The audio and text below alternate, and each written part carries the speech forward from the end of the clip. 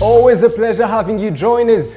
We are aware that you might have missed some of our stories. The New Times News Weekly Review brings to you 5 stories that made headlines throughout the week. I am Lavi Mutangan.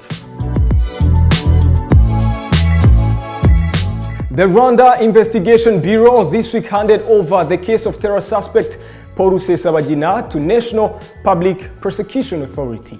Re-paraded Rusesabagina before the media last week, saying his arrest was the result of an international arrest warrant issued 2 years ago.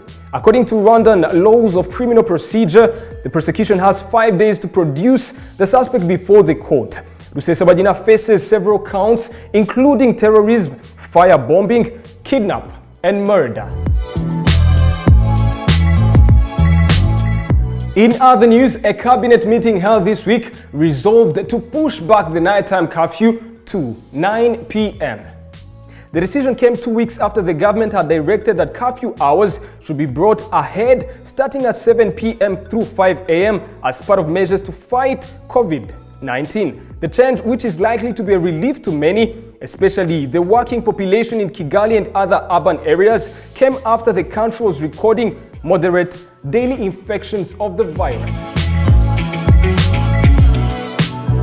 As we proceed, the Rwandan National Police admitted that they have a big task to showcase to citizens that justice is being served in regards to police officers suspected of using excessive forces while on duty. Use of excessive force by police has been quite a topic in the recent days, where even President Paul Kagame commented on it and promised a solution to such concerns. Regarding the recent cases, Kabila noted that those who committed those unlawful acts are being held accountable. Among these, he said include one policeman who shot people in Nyanza by March and is in prison, from where he reports to court for his case.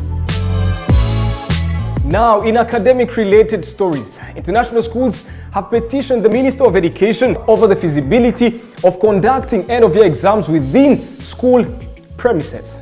The exams are expected to kick off next month, and these institutions explained that the reason for the petition is that some examinations include practical tests that need school settings such as laboratories. Speaking to the New Times, the Minister of Education, Valentine Uwamariya, said that the ministry is yet to respond to the petition.